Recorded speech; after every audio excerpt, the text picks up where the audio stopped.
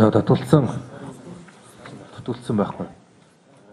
Баян өндөр сумын иргэдийн төлөвчдийн хурлын ээлжит 11-р хуралдаан хуралдлаа. Хуралдааны эхэнд Баян өндөр сумын эдийн засаг нийгмийн 2018 онд хөгжүүлэх үндсэн чиглэл гүйцэтгэлийг хэлэлцсэн юм. Үндсэн чиглэлийн хүрээнд нийт 9 бүлэг 147 арга хэмжээг төлөвлөн хэрэгжүүлж ажиллаж байна. Үүний нэг нь 5 төрлийн эко үйлдвэр байгуулан ажиллах явдал юм а. Хэрэгжүүлэх үйл ажиллагааны хөтөлбөр юм байна. За өнгөрсөн онд манай аймагт тулгамдж байгаа хэд хэдэн зүйлүүд байгаа. Агаар хөрсний бохирдол, усны орчны бохирдол, хогны асуудал дээр бид нэр суурь судалгаа хийж агаар хөрсний бохирдол ямар төвшөнд байгаа, малаас хүн талддаг өвчлөл ямар төвшөнд байгаа, хүн ам зүйн суурь судалгаа гаргаж хэд бүтцийн хувьд иргэдийн өмнө тулгамдж байгаа асуудлыг угдуургаар нь гаргаж ирж суурь судалгаануудын үндсэн чиглэлийг хийсэн он байлаа. Энэ агаарын бохирдлыг бууруулах хүрээндээ гаргаж ирсэн судалгаан дээр үндэслэж 19 оны хөрөнгө оруулалтанд аймаг дээр 300 сая төгрөг тусгуулна. 300 сая төгрөгөөр эко нойлыг барьж байгуулсан айл өрхүүлүүд урамшуул болох чиглэлээр агаар хөрсний бохирдлыг бууруулах чиглэлээр бас дөрвөлт арга хэмжээ авч эхэлснийг бас дурдхад таатай байна. Төлөвлөсөн төлөөлөгч байна уу? За ба. Ийхүү Баян өндөр сумын гүйцэтгэлийг Баян өндөр сумын засаг дарга ганцогт танилцуулсан бөгөөд үндсэн чиглэлийн гүйцэтгэлийг 91% хангалттай хэмээн иргэдийн төлөвчдийн хуралдаас дүгнэлт гаргажээ. Энэ эрхлүүлээ яваад байж болно.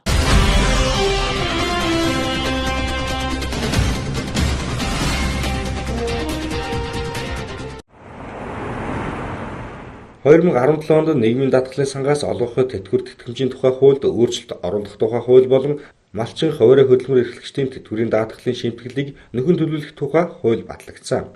Энэхүү тэтгэврийн даатгалын шимтгэлийг нөхөн төлөвлөх тухай хуультай холбоотойгоор иргэдийн дунд буруу ойлголт төрөгдөл бий болсноос нөхөн төлөх боломжтой гэдэг даатгалд хамрагдахгүй байх явдал гарч байгааг албаны хүн хэлж байна.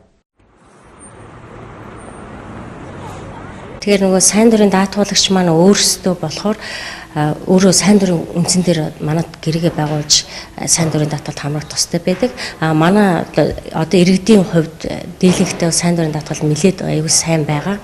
Өсөлт дулаараа нэмэгдэлтэй баг хүмүүс бол нийгэм даатгалын ач холбогдлыг нэлээсээ ухамсарт үүргээ ухамсарлаж байна. Нэгдүгээр, хоёрдугаар тэгэхээр нэг хүлээлт үсчээд байгаа.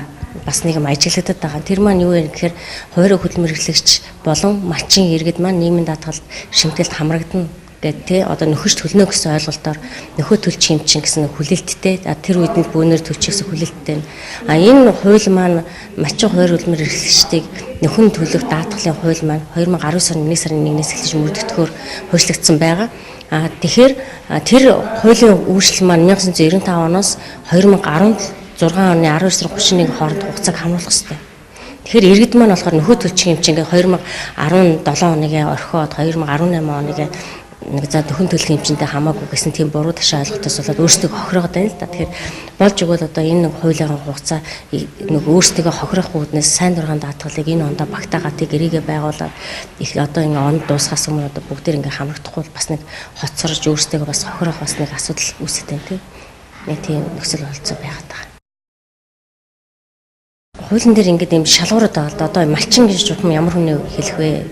Тэгээ татварын хэлцээс бүртгэлтэй, дансны бүртгэлтэй тийм хүмүүсийг бол малчин гэж тодорхойлно. Тэгээ өөрөө ордоо голдог ирнэ тий. Тэр малчныхаа орлогыг олдоо ирнэ хийж байгаа шүү дээ. Тэгээд сайн дурын даатгалт хуваарь хөдөлмөр эрхлэгч гэдэг юу гэдэг вэ гэхээр тухайн хугацаанд одоо патентаар одоо татварын хэлцээс бүртгүүлсэн хуваарь хөдөлмөр эрхэлж байгаа тийм хүмүүс хамрагдах боломжтой. Тэгээ манай иргэд маань ингээд ташаа олгоод одоо би хуваарь хөдөлмөр эрхэлж байгаа юм чинь би одоо нөхөн төлөх боломжтой гэж ойлгоод ингээд ташаа олгоод байна.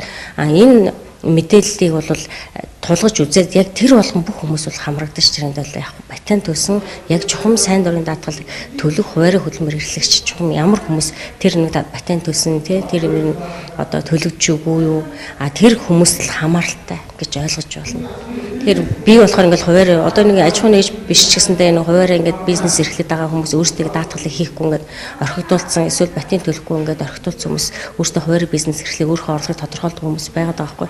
Тэр хүмүүс өөрсдөө ойлгохтой би бол ер нь хуваарь хөдөлмөр төлөгч хувиалга хөдөлмөр хэрэгжиж байгаа гэж ойлгодог.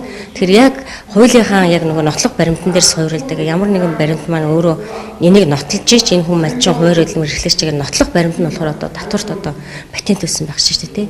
Тийм тэр нотлох баримтаараа бид нэр тэрийг бүрдүүлж одоо нөхөн татгалыг хийх ёстой. Тийм хийх боломж бүртгэх юм байна.